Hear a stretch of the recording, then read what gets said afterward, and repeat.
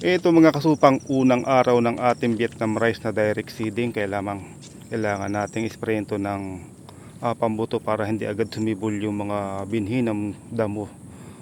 Baka yun ay mauna pa dito sa palay, kaya naman ang ginamit ko dito ay ito mga kasupang o supit. Yan lagi ang ginagamit kapag direct seeding yung aming itinatanim. Subok na ito dahil kontrolado nito yung ibang mga damo na hindi kayang patayin ng mga mamahaling herbicide kapag yung sumibol na.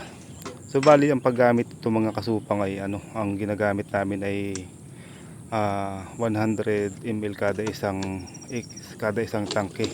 Tapos dahan-dahan lamang yung lakad namin para tamain namin yung mga busul-busul o yung mga hindi natutubigan, para naman nang sa ganun hindi yun sumibol agad yung mga damo, ang binhi ng damo. So bali subok na ito mga kasupang dahil dito sa amin ay lagi itong ginagamit.